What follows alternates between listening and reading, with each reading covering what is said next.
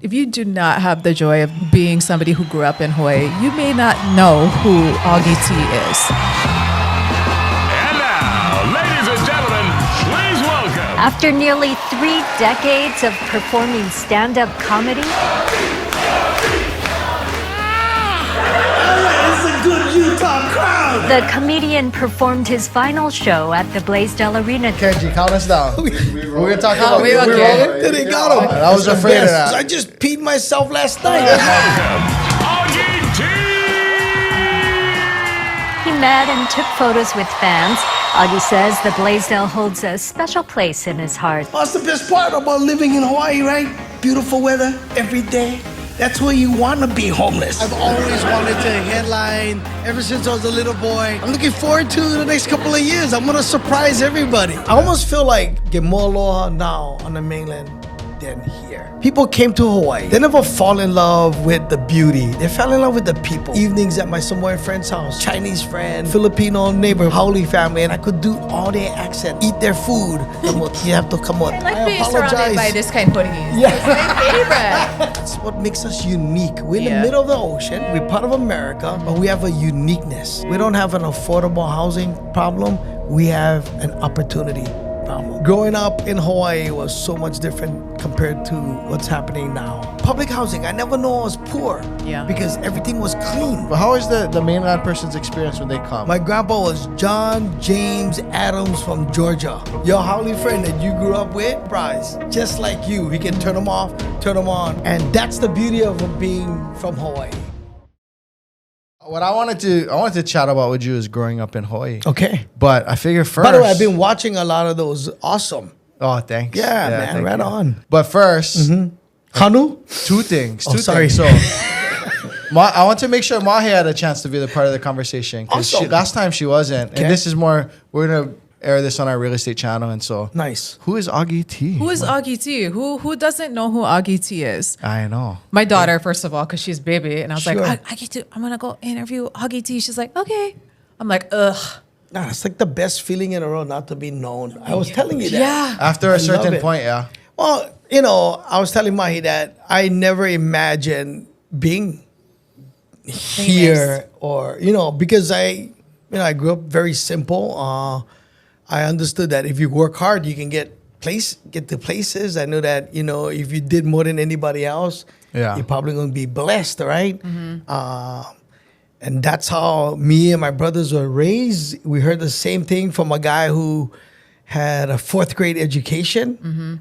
But I can tell you that, you know, out of the 6 brothers, you know, 2 passed away. One because, you know, he decided to get into drugs. The other one, you know, recently had a heart attack, but was a career criminal. And we heard the same stories in the house. But we all knew that we had to make choices in life. Yeah. You know, and that life is not easy. So when I've been blessed with all the things I got to do growing up, like boxing, you know, going to places you only dream about or see in books, pretty amazing. And then, you know, watching Andy Bumatai do comedy. And then Andy Bumatai. for 30 years being able to, you know, talk about the dysfunction of my family or, you know, the stupidity that goes on in my head.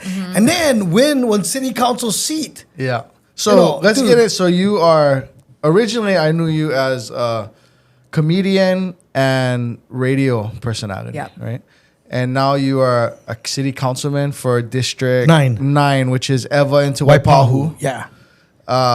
You and your family, your daughter specifically, are advocates for victims of bullying and non-bullying, and with the Brave. Well, the initiative. whole thing is because BRAVE is an acronym to be respectful and value everyone. So just, you know, love that. really aloha. Yeah. Right? Yeah. Like loving your aina, you know, loving your fellow man, anything. It's just about being respectful. Yeah. So not just a comedian, but you've become a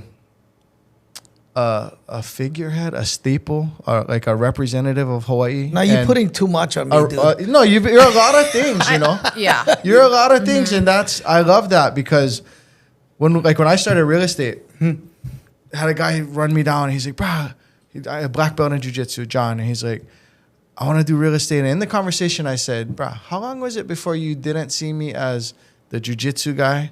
Because I jiu-jitsu and I owned a jiu-jitsu company. And then, or the x-ray guy. And he's like, no, I knew you was to be good at real estate. I said, no. How long before you trusted me as the realtor? And he's like, probably 1 year after you started posting. And I was like, see, you can reinvent yourself, but you got to kind of be obsessed and have a flame. Yes. You can just call yourself an agent, call yourself a comedian. Like the obsession will, you can reinvent or you're not even reinvent, just add to, stack on. And you've done that. Especially living on an island, right? Yeah. So it's not like we also can die by that sword too, Yes. right? Yeah. Because everybody knows each other. So like for me, like being able to do this comedy thing for over 30 years and, you know, now in my second term, my fifth year as a city councilman, dude, I mean, I wake up every day, I got to pinch myself because I know where I came from and I know who I am. Yeah. And, Well, I want to pause on that. So I wanted to frame for the people, because a lot of people who watch this, they're not from here. okay. And so that's kind of cool. Aloha. Because we're introducing. Yes. Like if you do not have the joy of being somebody who grew up in Hawaii, you may not know who Augie T is. That's okay. But then But if you Yeah, are from Hawaii and you grew up in Hawaii, I think that listening to Lanai and Augie is probably a canon event yeah. in your life. If like we commuted from Wailua all the way to Kamehameha, right, every morning. So we so every spent time. some time together Awesome. with you, you know. Yeah. And it's just like, No, I'm so thankful that we never had the internet back then. Yeah. Because some of the stuff that we did oh my should gosh. have gotten us canceled. Oh, for sure. Everybody. you know, PP, one time I text him on the side, I like the tickets. You guys he said, okay, call in. Oh, Derek from Eva. Yeah. And then my friend texts me, you guys so dirty. I know you really Yeah, we did a lot of that, but we did a lot of stuff that like, and I look back and I mean, wow. You know, if we did that now on radio, we still would get a lot of attention, but man, Yeah. I would not be sitting yeah. in the city council Oh, yeah. for sure. Yeah. How these politicians from 20 years from now, they Oh, man. better hope their parents never let them have I know. Instagrams. Well, I don't know. TikToks. I still think it's still relatability. I mean, you know, and the cool thing is that, like we're talking about, you can do amazing things. You can reinvent yourself when you live in an island. And if you do it well, people respect that. They respond to that. But also, man, you make a mistake. Everybody Yeah. know. Yeah. It's the ripple effect we But talk then about. we're also very forgiving unless you do something like horrendous. Yes. Yeah. Our community is so small and everybody's separated by so few levels of like degrees of separation that it's like you do something, whether it's good or bad, like it's very easy for everybody around to hear about it and to remember it for a long Especially time. when you're on YouTube or you're on the Yeah. radio. You know. Yeah. So, but I wanted to segue into, because I want to be growing up in Hawaii, something kind of Cool. relevant to this channel. And you grew up with my cousin then, Oh, yeah? Derek Kami. Yeah. And Brian. Oh, I never lost your cousin. Yeah, so your brother, who's going to shout outs to Tulba's Roofing. He's going to Tulba's do my Roofing. roof soon. Oh, nice. I was with my cousin guys at my dad's service, his funeral, and they're like, hey, I saw that Kain was on your podcast. I grew up with them, you know. And I was like, really? And so I text your brother, and he was like, oh, yeah, we got into all kind of trouble. Yeah. Brian, 4. dude. Okay, so Derek is the older one, right? Derek is the band geek guy, right? Yeah. But Brian was like my best friend, like Really? from when we were 2 years old. Dude, me and Brian. So if you got my second DVD, Then and Now, right? There's a scene in the beginning where there's 2 Samoan guy, a Japanese kid, a Filipino kid, and we talking about all the things that we wanted to be when we grow up, which was done daily growing up in public housing. We'd sit at this pole. Was and we Camp 4? Yeah, we was trying to reenact the whole thing. You know, like, you ever played cars growing up? Because we were so poor. I was 1, 2, 3, 4, 5, and then every car that went by, you were 1, and that was your car. Oh. You know, and Yeah. Kids no more that kind of boredom so now. that kind, we had that kind of imagination that we'd all talk about all the things that we wanted to become. Yeah. Right? And I wanted to put my name on the mountain at Kalihi Valley. That was my goal. Yeah. Yeah. At that age, I used to tell my friends, like Hollywood. Yeah. Because we grew up in Camp Ford housing. The nickname for Camp Ford housing was Hollywood. So I'm like, instead of pulling the Hollywood sign, I go put Augie. So we did that reenactment talking about that, and then we did a fadeaway, and then we spanned out, and you have my name on the mountain. Yeah. But it was called Then and Now. And Brian was one of those guys that I grew up with. We grew up with each other. We went through puberty with each other. We did, dude. I think I taught Brian how to smoke pakalolo. Oh. Yeah. How old you guys was? We were in high school already. Okay. But Not too bad, not too bad. Yeah, but there's other things. So yeah, but there's a cool scene, and these guys are still my friends, and yeah, you cannot. Growing up in Hawaii was so much different compared to what's happening now. Yeah. Well, that's two things I want to get into. What is Hawaii versus the mainland growing up, but also Hawaii now versus then. So how do you think it was growing up in your time, Hawaii versus like California, Colorado, Florida? Dude, like I said, I never get the chance to go to the mainland until I was like 14 years old. But other than that, it's everything that we saw on TV, right? And, most kids growing up in Kalihi Valley, or the kids that I hang around with, always dreamed of what looked like. Yeah. I mean, taking a drive to Waikiki was like, whoa, right? And taking drives to Waianae felt like a year. You get beef jerky, sunflower seeds? Yeah, all that. Riding the bus. And, for some of us, we never, ever get out of our community. Yeah. So your world wasn't even, as a kid, big enough to even compare to growing up mainland? Yeah, and not having money Yeah. was kind of cool, because I always tell people, in public housing, I never know I was poor. Yeah. Because everything was clean. Really? Right? Yeah. Like, neighbors took care of each other. Like, my dad had this thing. If you're going to cut your grass, you cut your neighbor's grass. So we end up cutting everybody's grass. Everybody knew each other. Everybody shared. Everybody had parties on the weekend. And Shared. Housing, bro, wasn't what I know of housing now. That's why. So, like, even my approach in council now with Waipahu, I'm doing this thing called Win Back Waipahu, right? We're using private, public, nonprofit, and churches. How are we going to solve the homeless problem? Well, first off, we know more shelters, right? But one of the things that we do have is volunteers, businesses. We have churches that have that compassion to touch, right? So we do one block at a time. It's called Win Back Waipahu. We walk. And when we walk the community with business, public, private, churches, what we're doing is we try to identify the people that need the help. Yeah. And we know we cannot get them into shelters, but we touch them. Yeah. How you? Because my goal is, hopefully by the time I leave office, we can give them respite. So when I go, how you? Yeah. I'm good. Okay, time for you go, because I built that relationship. They're not seeing me as just a politician coming around for take pictures. Yeah. But like actually working in the community. And as we walking, we're also identifying what we can do for maybe clean the place, because I still think that when you feel like your area is clean, taken care of, people take pride in that. Yeah. When you clean your house, you just feel better, right? Correct. Yeah. Yeah. Do you think that, I know you're talking about like how the housing was really clean and everybody was respectful and shared everything. Is that just like a generational thing that is different today than it was back then? I feel like it is. I feel like, the people that lived in the housing were immigrants, some of them, right? And majority of them, I feel like, was there for a hand up, not a handout. Yeah. They were grateful. Yeah. And on the way up. So, like, when you go housing now, and I don't like because you come across as being very racist, but there's a certain group of people that live in the housing now. Yeah.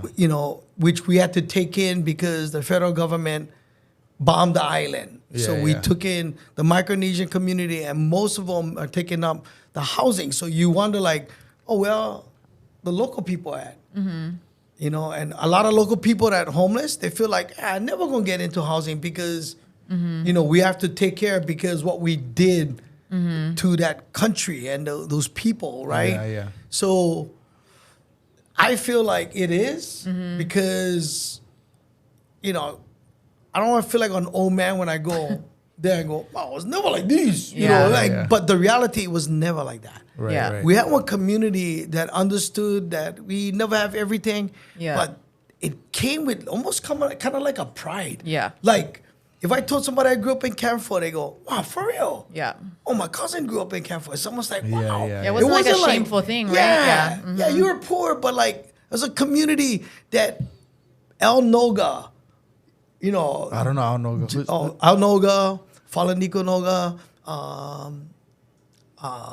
they're all big football players out of the University of Hawaii. Oh, They okay. came out of the housing. Get plenty guys came out of the housing. Right. You know, yeah. but again, I always felt like it was temporary. Yeah. You know, it wasn't there, and I knew at a very young age. Well, that's what it was intended for, right? It's not intended to camp, Absolutely. to stay. Yeah. Yeah. Yeah, you know, Section 8 and all that kind of stuff is supposed to. In fact, Danny Noy was one of the guys that when pushed for Section 8 for college students. So if you're a college student, that's when you should go get your Section 8 so you can get on job, help you with your rent, learn how to save your money so you can buy your home when you're out of college. But we use this now to just kind of Yeah. But keep the people. mindset of society then, like you said, was hand up, not hand out. Yeah. And so it makes sense. If the mindset is correct, it makes sense. Help them on the way up. Help Yeah. them when they're 18, 19. Give them some training wheels, give a little support and then slowly back it off. But I don't think it's just a Hawaii thing or it's a Western thing, but especially an American thing. There's this dependency. There's this sort of victimness. There's this entitlement. Yeah. This consumer. Oh, we see it right now. Consumer entitlement. I like one iPhone. I like one Sure. Nikes. I like this. Sure. Bro, Yeah. nobody's saving country crock pot, things now for Tupperware. Oh, they yeah. get Pyrex and they pour. Yeah. You throw the Cool Whip container away after? Our parents know how to be poor. Yeah. So when people are like, oh, I'm going to go get one $12 coffee or whatever, and I'm like, are you heading up or are you camping? Because Right. we're a country Yeah. crock container while you save up for your down payment. Yeah, it's tough, right? So I feel like the internet doesn't help with the entitlement, no. right? I think it's Yeah. bad. I Right? think- So we never have that. Yeah. Right? We Thank only God. saw what or people told us and we dreamt about what could look like or feel like. Yeah. But now it's out there, right? Like I told a funny story on the radio the other day. My grandpa used to come here, boy. He had this like a rubber coin purse. Oh, Remember the one you squeeze. And then, squeeze, yeah. and then- Oh, yeah. the two things Look that like like Pac-Man. this? Yeah. Look like on And I was like, Pac-Man, he was like like, you take whatever you like. I was like, only get quarter in there, right? But then he would sit down and he would say, when I was growing up, we had to walk 100 miles to school, and then we never have slipper. We never have, we had the same clothes, and we heard that stories growing up. We heard that from and like in my head, I was like, when I grow up, I ain't turning into this guy, and I began turning into my dad. Yeah. To my entitled children who don't have to worry about food Yeah. at the table, don't have to worry about where they're going to get their clothes from. Yeah. Yeah. How does You that make know. you feel? Like, because on the one hand, it's like, oh man, they don't even know what it's like. They don't even appreciate. But on the other hand, it's like, I'm so thankful I can give my kids a easier life than I had. And you question, should you manufacture Yeah, and I'm something? like, do I need to like produce a struggle? Yeah. 'Cause- That's a struggle. So like, well, what is your take on that? I just tell them the truth. Yeah. You take it for whatever you like, take it, but like you have to understand that, sorry, if I had to listen to my dad, you're going to sit down and listen to how I think what you guys doing yeah. pisses me off. Yeah. Yeah, Yeah, so that's the least you can do. You live in my house. You could, Yeah. Yeah. I'm the ruler right now, so you gotta shut up and listen. I'm gonna tell you about how difficult it was. Yeah. And but I think it's important. I think it's important that we let them understand. Like it was never easy. Yeah. My dad and my mom were very simple people. My dad had a 4th grade education. My mom, just graduated from high school, became a special ed assistant. With handicapped kids. And we just saw them work. Yeah. My dad never talked about education. Yeah. My dad was like, hey, how old you? At 12, almost time you get the hell out of my house. You know, like at 18, I was out. Yeah. That's important for a father and a son, I think. Correct. You gotta create a cliff for them. Yeah. Cliff coming, you better start working. Yeah. It's kind of a, you know, and you tell yourself, like, if I ever have children, I'm gonna make sure that they don't have to struggle. Yes. the Not way- me. I'll make sure they're going struggle. No, I did the same. I did the same. My kids are very proud of all of them. You know, they're all doing well, and they know that I'm here. I think that's the biggest thing. You got to give them that Yeah. thinking that, hey, mom and dad gonna always be here. Yeah. Yeah. What do you think about what year you was? When were you born? What year? 68. 68. So around mid 70s when you guys are running around Camp 4. Yeah, no, that I was. I mean, the whole time, but that's when you guys were, building There's a- ramps, yes, dreaming well, at the I have a sky. cool picture, and I'll send it to you guys. A 2-year-old Augie in diapers, Camford housing, and you can see the rubbish on the ground. It was like, looking at one kid in a foreign country holding a pole and get with diaper. It was saggy diaper, Yeah. and rubbish. Yeah. But those are like the best years of my life. There's so much great stories. I learned so much about Hawaii. I learned so much about culture. That's the reason why, I would go and spend evenings at my Samoan friend's house, and I could do all their accent. I knew what they were saying. Oh, yeah. Then I would go down the road, right, and I would listen to my Filipino neighbor, Casiano, my best friend, Brian's best friend. We would go sit in the house, eat their food, and we listen to fork mom and or dad. no fork?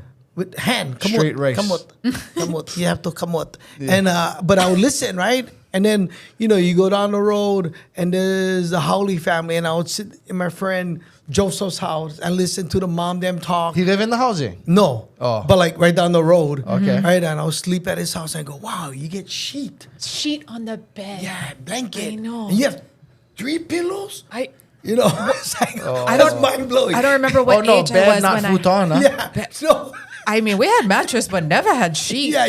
Was it on a frame or on the No, floor mattress. Yeah. corner, no huh? sheet. So you make more room. Yep. Dude. And no sheet ever. And then he would come to my house, and we sitting down eating dinner, and he would be culturally shocked himself. Yeah. But that would ground him, right? We're sitting on eating dinner, and he would see the cockroach on the wall. He was like, "Oh my God, don't you guys see the cockroach?" But my father was like, that's Charlie. He'd name Don't the you ever lizard, name name him, the bro. the cockroach, and but like for me, it was just really cool. Yeah. Go across the street.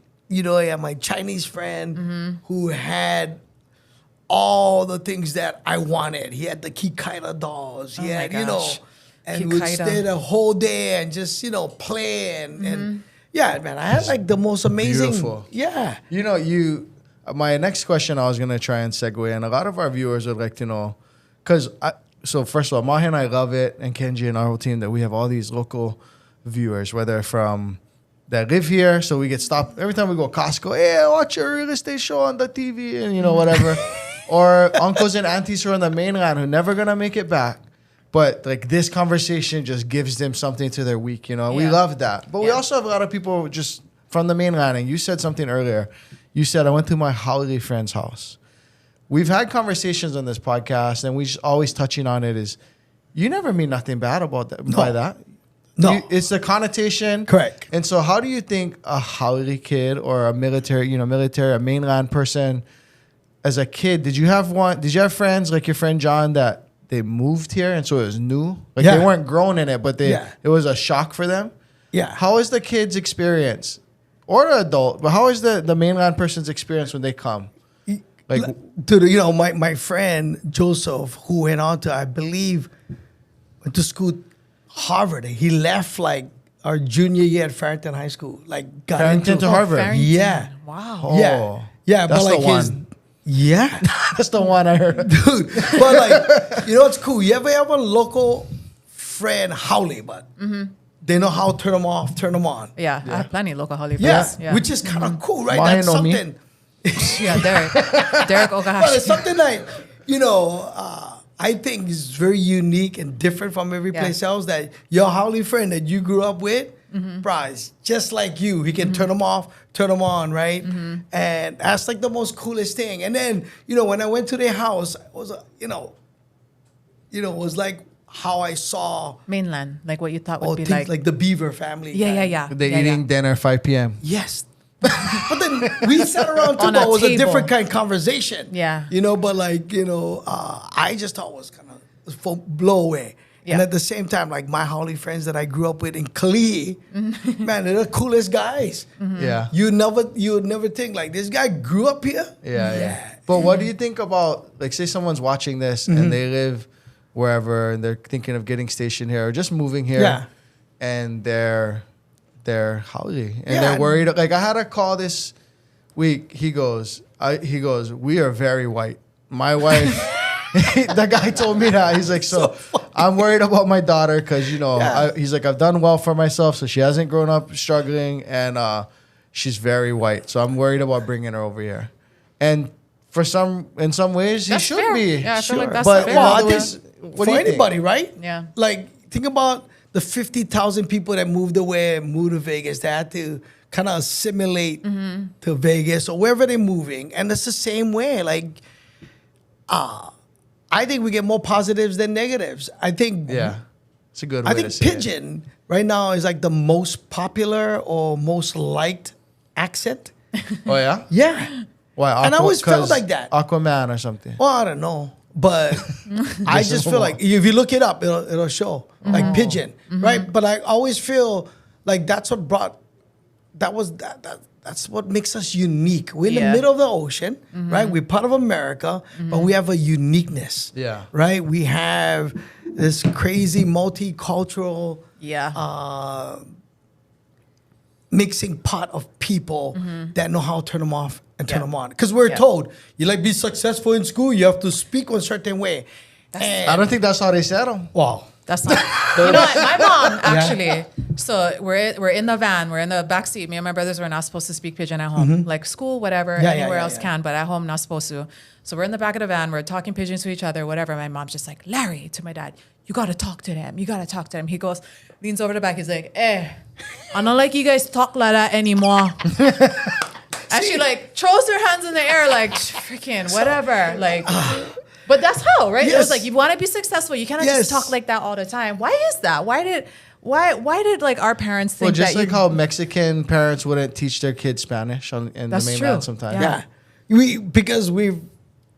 I think we brought up thinking that's the way to make it in maybe corporate America. Well, the Doles, the Right. Judds, Yes. the Baldwins, they weren't speaking Pigeon. Correct. They were living Well- in Manoa, going to Punahou, and oligarchs. And I think, sometimes, this is what I think, and this is just me. People came to Hawaii.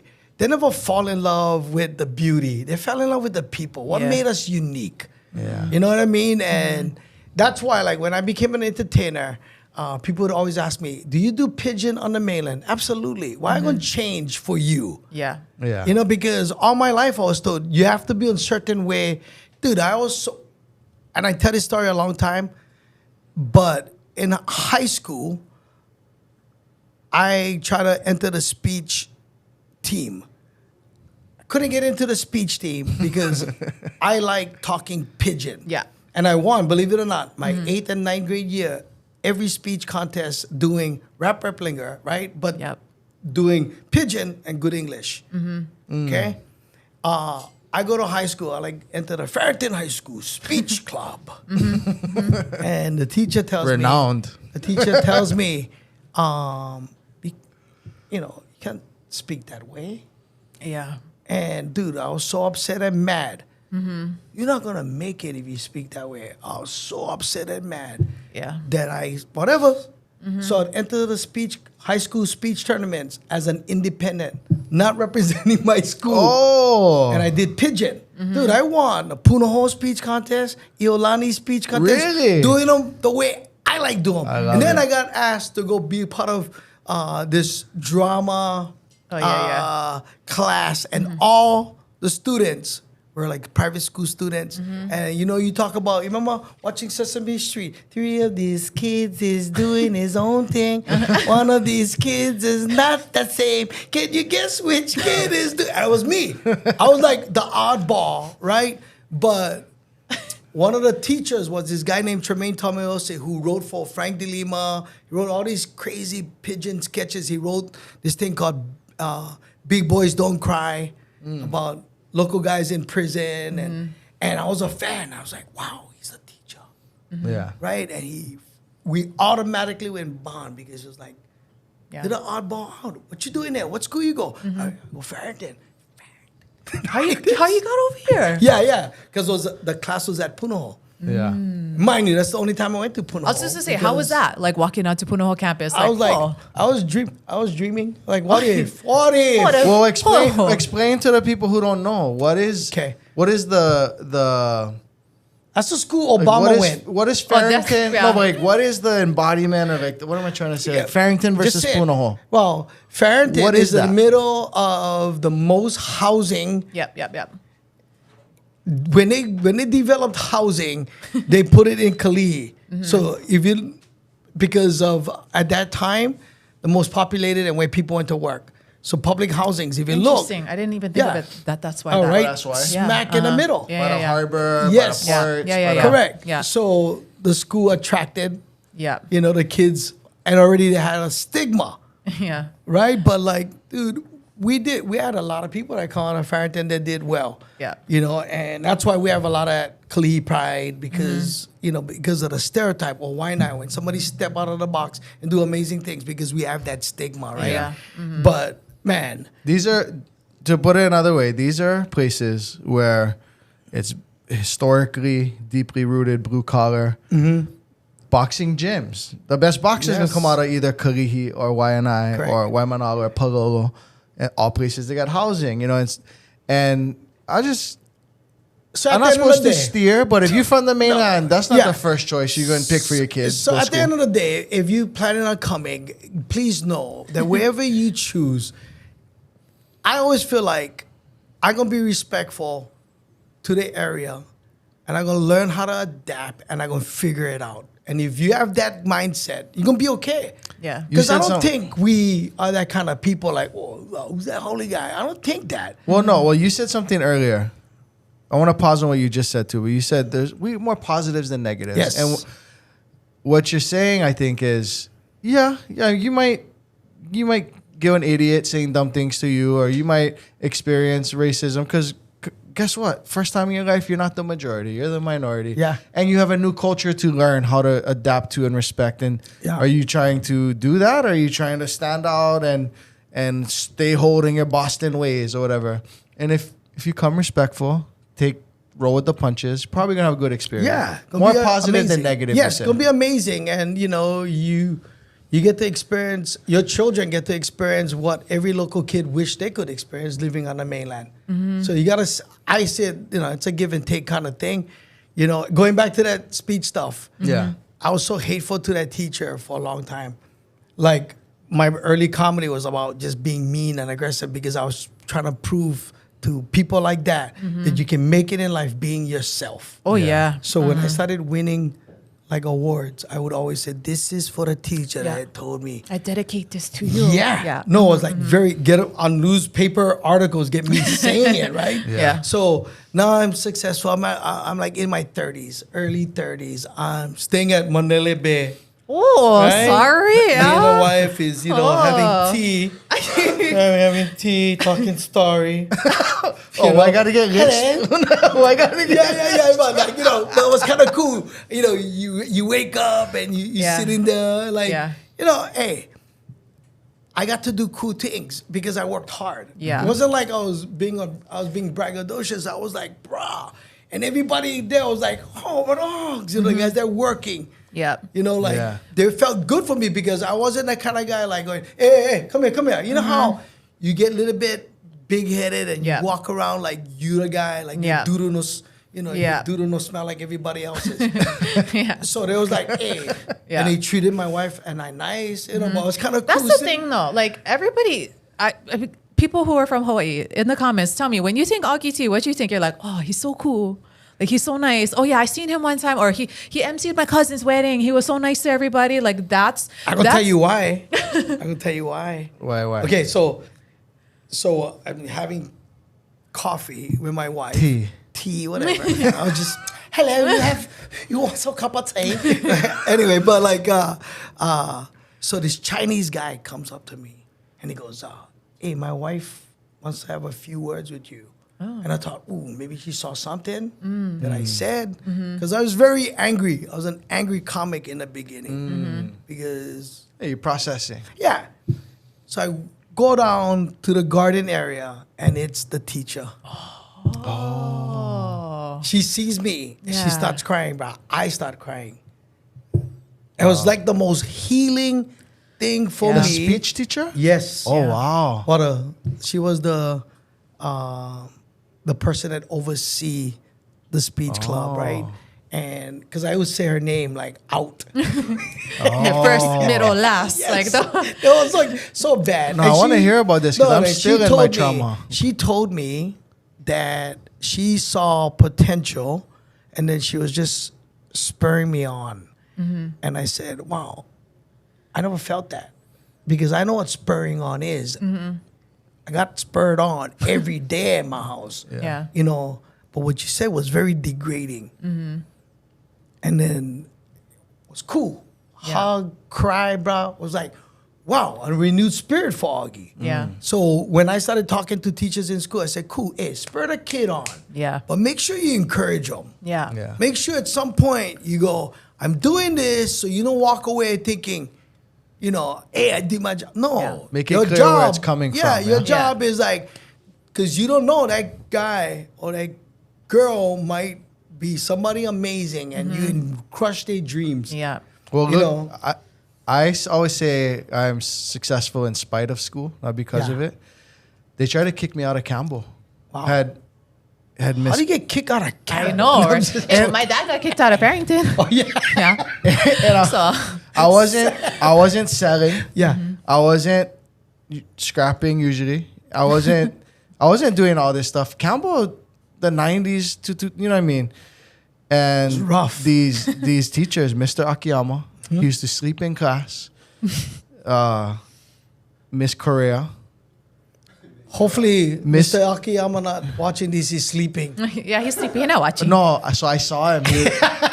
So about 8 years ago or something, I was going back to California to the airport, and he was working, and I was like, "You Akiyama?" And I actually kind of Yeah, My you wife was were- like, "Derek, stop! He's old already." And I was like, "No." He old already. I was like, "Hey, you try to kick me out of school, huh?" So Miss Correa, Miss Akiyama, I think Miss Tuifua, maybe they're watching this now. Maybe they can communicate with me, and maybe we can hug and cry. I don't know, but they pretty much was like, we're gonna kick him out of this class. Like he's disruptive, he class clown, Yeah. etc. And had this military teacher who I'm still friends with, Miss Edward Strewing. My dad said she stood up, she hit the table, and she's like, on what grounds you kicking this kid out? Wow. He's not selling. He's not doing all these things. Tell me a reason you're actually gonna kick him out, because I'm not gonna let it happen. And then she stopped it. But according to my dad and according to her, I was on the way kicked out of Campbell. And so, yeah, school, they want to put you in a box. And if Sure. you're an Augie T, Yeah. but that's mainland, that's Hawaii. Yeah. But you said something that I want to bring it back to like the Hawaii experience. You said, I don't think we'd kind of like, who are you or whatever to a mainland, but I'm going to challenge that. Okay. Hawaii, everywhere you go, there's hurt people who hurt people. Sure. There's ignorant people, there's racist. And middle schoolers and young high schoolers, those are shitty humans. You're just Yeah. Sometimes. You're just a mean person at You're that not the age. best Yeah. human. You're not the best version And of you yet. Right? Yeah. And so they can get it when they come. Even if you are local, but if you're not, it's just an easy Sure. punching bag, right? Easy target. Yeah. And that's why, like, you gotta just try to do your best to be Yeah. the best. I just feel like if you look, I was a walking target. You know, my Why? mom was Howley. My mom is blonde hair, blue eyes. Oh, yeah? Really? And my dad was I like never what? know. So my mom is 4'10". My dad was like 5'2", Filipino, right? Really? So me and my brothers got picked on. Yeah. Your holy mother, right? And we yeah. grew up in public housing. That's why we all boxed. Oh, your mom was in Yes. housing. What was her experience like? My mom, her last name was Adams. Oh, wow. Yeah, my grandpa was John James Adams from Georgia. Wow. So what was your mom's? No, my mom. What would she talk about? Like, how would people treat her back in the day? Yeah, my mom, she got picked. Yeah, she was like, again, she was blonde. Blue eyes. In Camp 4 in the 70s. Farrington, though. You know, but again, you know, she had brothers and sisters in the housing, and the housing at that time wasn't the housing now. Yeah, yeah. So she never talks about like being picked on and stuff like that. Really? Yeah. And I think maybe because she was white. Yeah. Wow. You know what I mean? Like maybe they thought she had the same level with everybody else. I don't know what I think? My mom never talked about it. My dad, on the other hand, went to prison. His life was a little bit kind of bust up. But I think they both balance each other. Yeah. And my dad made sure that, we all was like, could take care of ourselves, could defend ourselves. Yeah. Because he knew it was going to be tough. Yeah. Yeah. Yeah. Yeah. But that's a he always father's said like, hey, look, if you're respectful, Yeah. it should be okay. But if somebody going to pick on you, you better not run. And, that's the thing, like, I appreciate the most, but I don't because I got plenty of black eyes because of that. Yeah. Yeah. Where you boxed? Kalakaua. No, Kalihi Valley. Oh, So okay. I started when I was 12 years old. Started when I was 12 years old, and I had like almost like the last podcast, almost about 121 fights. We'd fight every 2 weeks, Oh. which was amazing for me. Yeah. I loved the adrenaline, and I just love the science of boxing. That's the what I sweet love the science. most. Yeah, because I kind of got to like to get hit. So I was a very defensive fighter. Yeah. Like if I could outbox you, that was like the most coolest thing ever. You know what I mean? And You know Ron Richardson? yeah. That was my coach. There you go. So you're talking about moving a true boxer? Yeah. Southpaw? Yeah. Yeah. Shout outs to Coach Ron. Yeah. What's up? Yeah, I just found out my coach is still alive too. I never hear from him. And then his son works for the city and county and said, hey, my dad. I'm like, wow, please tell your dad. Because I'm writing my book right now. There's a whole chapter just on my boxing coach. Really? Yeah. Oh, you got to see him. You got to interview him for the book then. Yeah, that's what I'm hoping. But he's like, my dad is kind of frail. And Yeah. Yeah. See, But isn't that crazy? so- You never know the impact somebody's going to have on you. No. 40 years later, here you are writing a book and he's in it. You Yeah. know, and like you never know how the way somebody treats you, the way somebody speaks to you, how it's going to impact you in the future. Even your teacher who you were mad about that whole time, it's like, okay, but look at who you became, just to like show her, and it's like the hundreds of teachers I was able to share that story with. Yeah. And I hope Right. they are looking at things differently. Like I believe in being stern. Honestly believe that, especially in this day and age. I do Need too. more. Yeah, we I need a do little bit too. more, but like there's also got to be encouragement. And man, there's a whole chapter on mentors, and how a teacher who never had to do it looked me in the eye and told me that I have a gift and I believe in you. And you hear that, Isn't that so valuable? Yeah. To actually hear that. To believe in you? And why? And I feel like today people are more open to saying that and Yes. verbalizing like, hey, I love you and I Yeah. believe in you. Yeah. Like people are more open to like being that positive reinforcement. I think like our parents, their parents, there was a lot of like negative reinforcement and that's just like stylistically how it was. Yeah. And so we all kind of come to the table and I'm like loving to see like, I think some people are a little bit softer than they need to be. Yeah. I'm like, yeah, we're all healing. That's fine. But you can still, tell them, no, can't do that, But I love how open people are now to actually like being that and being encouraging and understanding that like, yeah, sometimes they just got to hear that they're doing a good job. Yeah, and that blew me away because, I wanted to hear that from my mom and my I dad. wanted to hear that so Right, but bad. it took a Japanese teacher, Miss Murakami, who I see once in a while at Ala Moana pushing her dog in a Another cart. stroller. Oh, yeah. She just looked at me and she said, I believe in you. Yeah. And From a Japanese teacher. I know, I was I like, just oh, say couldn't they're be not my the- mom. always the I most was encouraging. I was like, Mom, that's not- sometimes when I tell the story, like I just tear up because, Yeah. it really helped me grow as a person. My coach, who was Chinese, taught me the values of hard work and, You know, I just saw my mom and dad working, bro, and I knew they were struggling because you can tell food that we ate. Yeah. You know, we never had the kind of food that, you know, your friends down the street had or a friend across the street had. And I know, like, that was my situation. So, you know, never took things for granted. Again, all my brothers, we heard the same thing, but we all chose different paths. Some of them became career criminals. Some of them decided to take drugs and took their life, and some started his own roofing company. And he gonna do my roof soon. Yeah, And then I have a promo for musician Tulba's brother, roofing. and I have another brother that has his own business. So, you know, we all heard the same thing. Yeah. But again, I tell people all the time, it's what path you gonna take. Yeah. The easy path is the one that most people chase after, but that's you know, that's you bound for fail in those. Yeah. Dude, and going back to why, so as a young comic, I used to open for a lot of famous people at that time. I'm not gonna say names because they might be still living. But I used to walk in the back of them, and they used to walk like, "Look at me, right? You're a celebrity. Look at me." But I used to be in the back, and I used to watch and hear what people say when they walk by. And I used to tell myself, if I ever became that popular, I just gonna make sure that I look at people in the eye and I say thank you, or you know. And it's helped me become a very good politician, by the way. Right. Because you gotta walk like that. Yeah. You know, get days, man, where like I don't like going to, I don't like talk to anybody, but then years of just. So I want to address that. What you're saying, you have a hard stop, and I want to. Yes, I do. So I want to get us out of here. I'm gonna address what you just said on our closing. But if I ask a quick question, and feel free to answer it. What is the word? Concisely. Okay. Hey, But, that's a good word. Oh, wow. You guys get like the definition on the bottom. what are the dates? Because not only will you Thesaurus. help visitors come to our island, but a lot of local people watching it.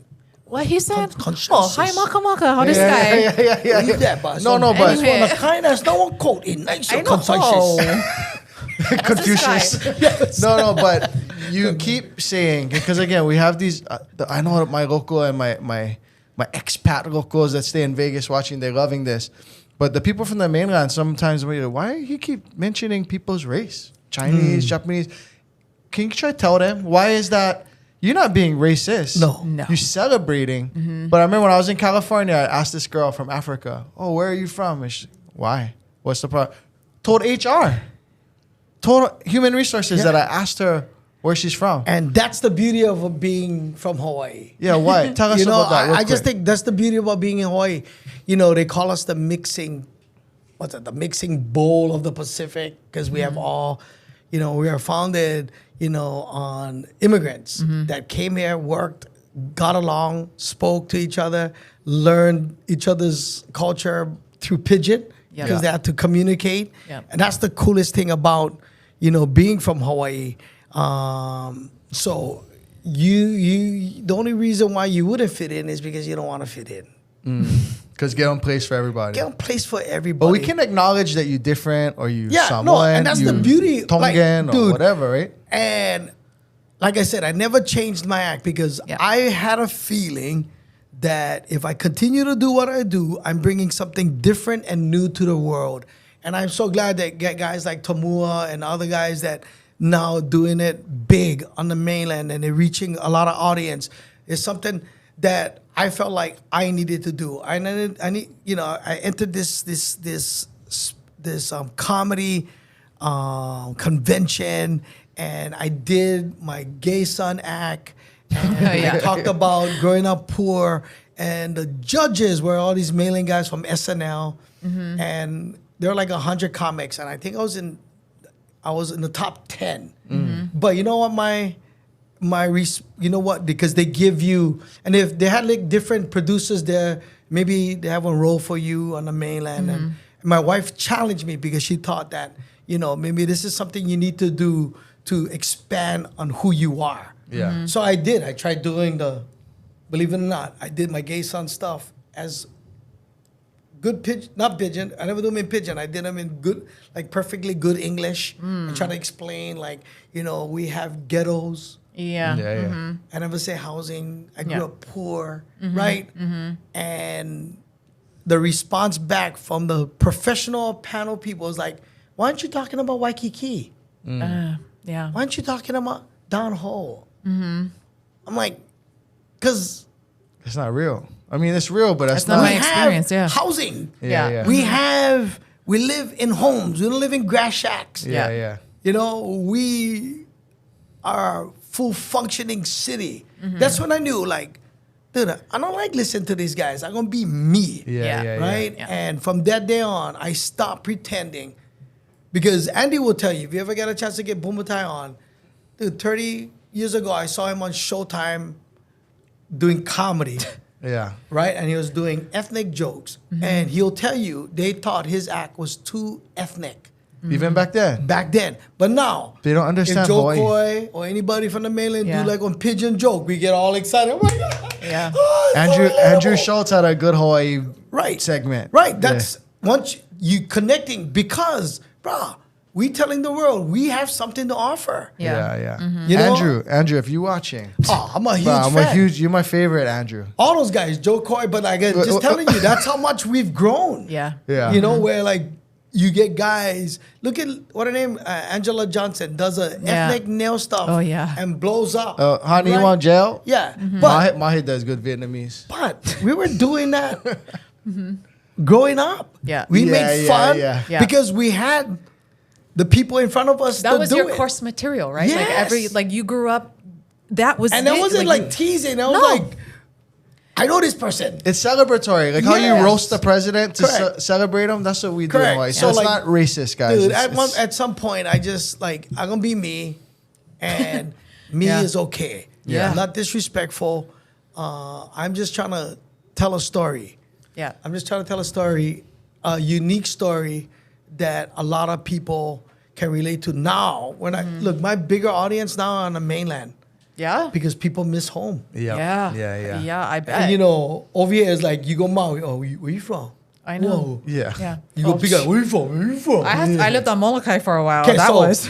here's the crazy part. You go to the mainland, and it's not like that. Yeah. It's like they miss home. I live mainland a long I time. almost feel like get more aloha now on the mainland than here.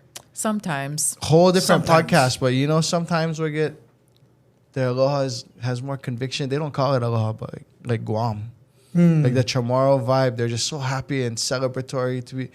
It's just a different struggle, but that's a different topic. Dude, I became popular in Guam before Hawaii.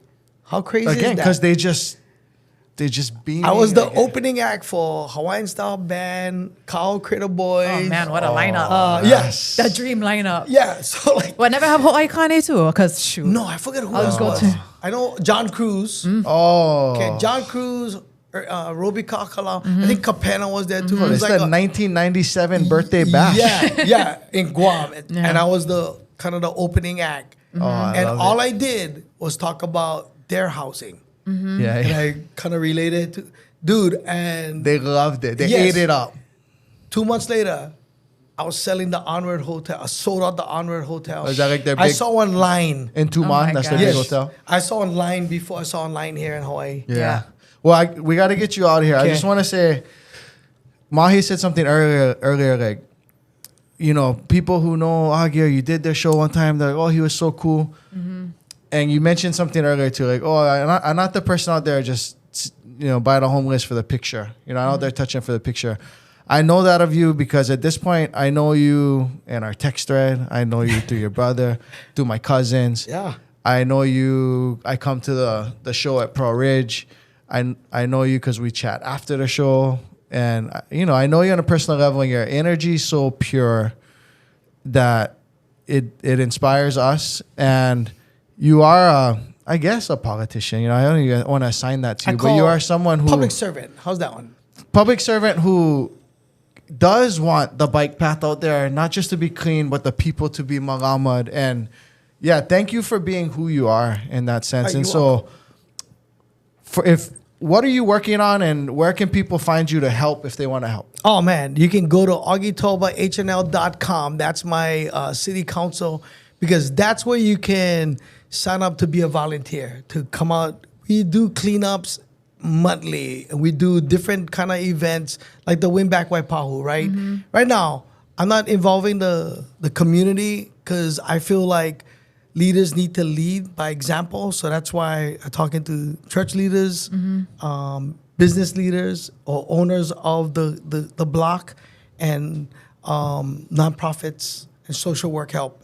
Because I think when people see leaders walking in a community doing something positive, I think easy to sell when time comes for sell. And I feel like we're just building right now.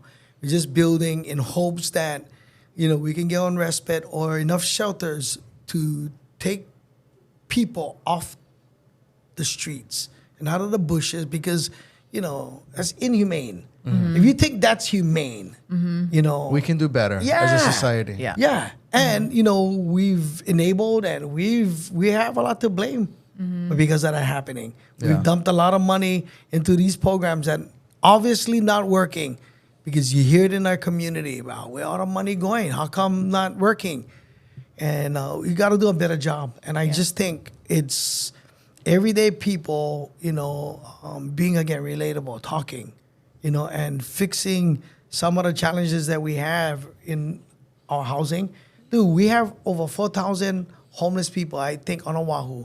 And you go on rent.com and there's 7,000 open Openings. rentals. Yeah. So sometimes I feel like we don't have an affordable housing problem. We have an opportunity problem. That's the reason why the middle class leaving, because get more opportunity. We got to diverse the economy over here. We got to find ways to encourage our children to do better. Yeah. And that is like, bro, but the government is so fat.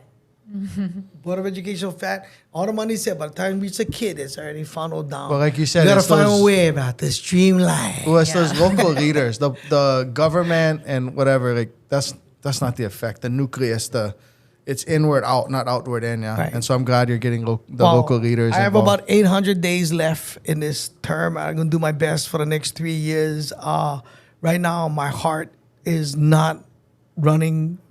After this is done, I feel like after being in office for 5 years, I kind of see how government works now, and maybe I can use my skills elsewhere. But unless God hits me in the rib, and, dude, you gotta run. Yeah. I'm good. Yeah. I'm like, yeah, man. Everything I've done, from running for office, doing comedy, boxing was all on a calling. And when I ever feel like things are like, like I become stagnant, I just leave. Yeah. Because I believe God gonna always take care of me no matter what. Yeah. So, yeah, dude, very blessed. Thank you for guys, blessing man. us with your time. Thank you. Yeah, Mahi, Yeah. sorry, you only said like 20 words. That's okay. I like being surrounded apologize. by this kind of putties. Yeah. It's my favorite. It's my favorite. Back to the races. What? You ever like Shit my peed- pants? Well, no, like peed. You ever like peed in bed? No, not in bed, but I have shit my pants on the way to work one So- time back in the No, like when I was I working bet you- at have Dave & you- Buster. I was so sick, Yeah? and like I was throwing up out the window. Yeah? like the whole full on thing, and my boss was still telling me come work. I was like, I literally shit my pants, and there's throw up on the side of my truck. that I right haven't now. done. I haven't done that since okay. maybe like when I tell a story about winning my first comedy competition. I told the story about taking a dump in my pants by mistake, and I had actually won. And I realized, that's all you have to do for be funny, right? Yeah. But that was like almost 30 years ago. But yeah, I peed. Have you ever peed in bed? Like as an As adult. an adult, Yeah. I think I did once. Yeah, of course. Like you. I don't know if I was sick or good dream or something. Yeah, no, it's usually an amazing dream. Ask the producer. I bet you did it. No, you see yourself like walking, and you see yourself standing there, and you're like very comfortable, and you realize, Warm, how come? yeah, and then your wife punch you like, you peeing on me. I'm like, No, I've never like had that, but I have the dream where like you have to pee really bad. So your whole dream you're like looking for a toilet, and But you then I never wake execute. up. Yeah, but I wake up and it's like I'm looking at a sink, like I'm just gonna pee in the sink. Okay. so like, sometimes, wherever. how about this? Sometimes when you're peeing, and by yourself, and you're thinking like, is this a dream? Because there's some people that believe that when we're sleeping, we're Yeah. awake. Yeah. and when we're awake, Oh, like we're a sleeping. like a lucid dream or whatever. Yeah, it's an amazing podcast. Welcome everybody. Okay, let's dial us in because you got a hard stop. Okay.